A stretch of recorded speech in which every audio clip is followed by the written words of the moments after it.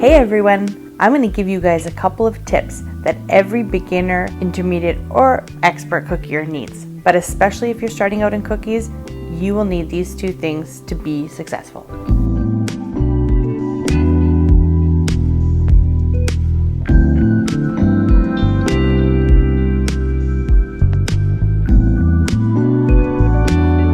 So the first essential tool that you need as a cookier is a Scribe Tool. This is a Scribe Tool, just a basic simple one I got at one of the craft stores. You can see it's sharp, it's pointy, it's got a metal tip, and it's got a long sort of stem to hold it, and this is the best tool to have as a beginner, expert, or in between. If you need a mistake fixer, this is your tool. You can see right here, I've got a flower and the little edge is sticking out. I could use my Scribe Tool and just push that edge back in. I've got a cookie here, I flooded a little bit too much and it's running over the side of my cookie.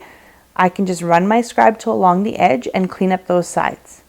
If I want to add a little texture to my cookie, I can run my Scribe through. I know this is not what we usually do with it, but it does do things like this. Or if I've got bubbles in my icing, I have a nice sharp Scribe and I can pop those bubbles and then I can sort of wiggle it to get the icing nice and smooth again. A lot of people use toothpicks in the beginning, but a nice sharp pointy metal Scribe is awesome because it gets to those, pops those bubbles right away. Let's say I have a really tiny, area like on this ballerina here in the head and the arms. All I need to do is just put a little bit icing in the thicker parts and then I drag the icing to the edges with my Scribe just to fill it in. And if your sprinkles don't fall into place, you can just put them into place with your Scribe as well. And also a really important step when you're writing is to smooth out those little areas. You don't want a super liquidy or loose flood. You want a thicker flood to keep those letters nice and puffy. And you just have to go in your Scribe and jiggle a little bit and you smooth it all out.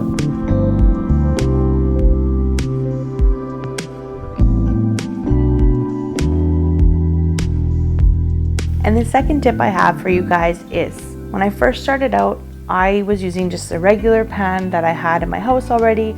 And you know what? It was a pretty small pan. Never thought about it before because, I always made drop cookies on this and had no issue.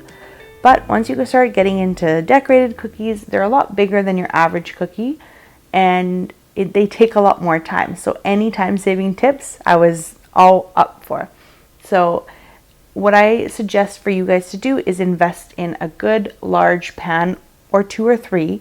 I have 3 that I rotate around when I'm doing it because it saves so much more time than doing, only 6 cookies on my small sheet.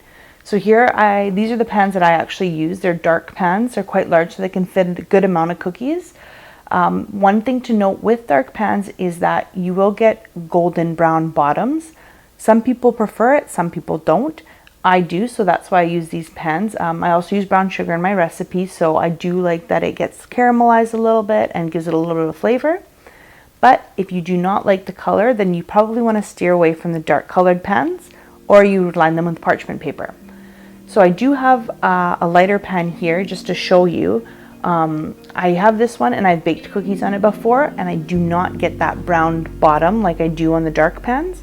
So again, it's all about personal preference, but you can see that you can fit a large amount, at least a dozen average sized cookies on here. And it does save you lots of time versus on the smaller pans where you can only maybe do 6 at a time. So like I said, it's a long process to decorate cookies. Anytime you can save a few minutes here and there, it really adds up.